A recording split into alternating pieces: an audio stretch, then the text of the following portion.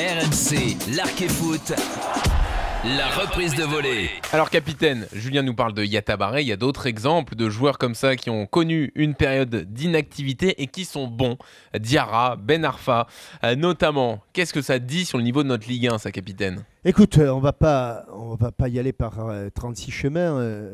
On a fait un café crème il n'y a pas si longtemps que ça sur l'éventualité d'une très bonne affaire concernant Ben Arfa à Nice, et les derniers événements ont tendance à nous donner raison, même si en football il faut aller très lentement dans un sens comme dans l'autre et qu'il ne faut pas trop s'emballer. Mais effectivement, on s'aperçoit quand même que notre Ligue 1 relance des garçons qui finalement étaient plutôt dans le dur à l'étranger ou en France pour Ben Arfa puisqu'il en était revenu. Ben Arfa n'a pas joué 6 mois, Lassana Diarra par exemple n'a pas joué pendant 1 an à cause de conflits divers. Et que pour être dans le dur, c'était pas physiquement puisqu'il se reposait, mais dès l'instant où ils ont pu retrouver le chemin des terrains et le chemin de la compétition, ils se montrent très très largement à leur avantage, peut-être un peu moins Lassana Diarra.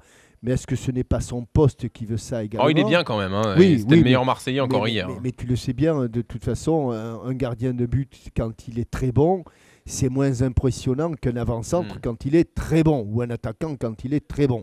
Et quant à Ben Arfa, on le voit, et à part sa première titularisation et son premier match où il avait été absolument transparent, depuis, il est l'une des pièces maîtresses de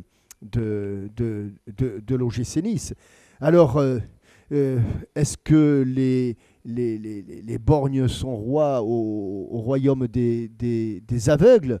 C'est-à-dire, est-ce que des joueurs qui sont pas considérés comme des premiers choix à l'étranger, qui reviennent en France, qui rejouent et qui s'imposent comme des titulaires indiscutables, parmi même les meilleurs joueurs de notre championnat, on peut légitimement s'interroger sur la valeur de notre championnat. Mais dans le meilleur des cas, il stagne. Dans le meilleur des cas, il stagne. Et évidemment, qui n'avance pas recule. Ça, c'est bien connu.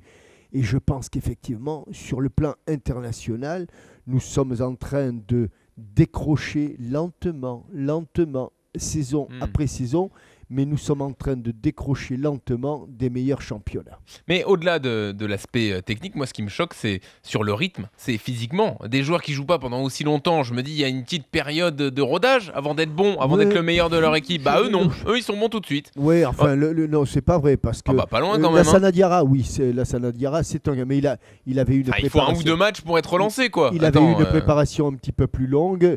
Et puis peut-être qu'il s'était un peu mieux entretenu. On ne va pas dire que Ben Arfa, ça a été du jour au lendemain, puisque tout à l'heure on disait quand même que son premier match avait été très très moyen, pour ne pas dire passable et médiocre, et qu'en plus physiquement il avait peut-être et moralement il avait eu du mal à encaisser cette suspension de 6 mois. Ouais. Mais incontestablement, aujourd'hui, quand tu es à leur âge, Jean-Louis, il ne faut pas exagérer non plus. Il ne te faut pas 6 mois pour revenir dans le coup.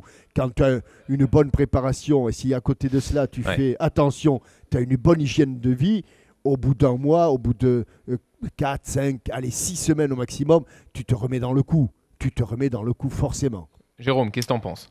Oui, c'est vrai que déjà, d'un point de vue physique, on ne peut pas comparer les deux joueurs parce qu'on sent un joueur qui est vraiment physiquement très bien et très affûté, c'est Lassana Diarra. Déjà par rapport à son poste, parce que c'est un poste qui veut qu'il ait beaucoup de volume de jeu et donc forcément, quand on le voit faire des pressings après 1 heure, 70 minutes de jeu qui sont impressionnants, c'est que le joueur, il s'est vraiment bien préparé. Et c'est pas injouable, comme l'a dit Jean-Michel, de se préparer tout seul pendant 8 mois, 1 an. Moi, je l'ai connu, donc je suis bien placé pour le savoir. J'ai coupé comme ça, pareil, sauf que mon entraîneur de l'époque, c'était à Bastia, me disait on va attendre 3-4 mois pour que tu retrouves ton énergie, ton peps et ton physique. Et en fait, c'est revenu assez vite. Et c'est le cas de Lassana Diarra. C'est moins le cas de Ben Arfa, parce que Ben Arfa, on sent qu'il est au-dessus techniquement, et là je rejoins tout à fait Jean-Michel, c'est des joueurs qui techniquement sont largement au-dessus de l'ensemble. Mais est-ce que tu fais le lien, du coup, avec ces situations, avec la tienne aussi, sur le niveau du championnat ? Mais le niveau, de toute façon, c'est pas une surprise de voir que techniquement, je parle techniquement, je parle pas physiquement, parce que physiquement, le foot progresse, ça va plus vite, et il n'y a pas que dans notre championnat, dans les autres championnats, c'est la même chose. Ça n'a plus rien à voir avec le foot d'il y a 15 ans, moi, quand j'ai débuté. Donc ça, la progression, elle est constante. Maintenant, techniquement, depuis quelques années, on retrouve moins de qualité technique, mais ça part de la formation. Il ne faut pas être surpris.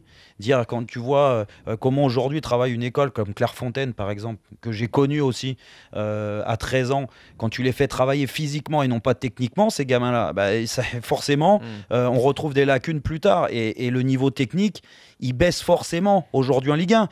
Mais où je veux revenir sur ces deux joueurs. Pourquoi ? Parce que ces deux joueurs, c'est des internationaux.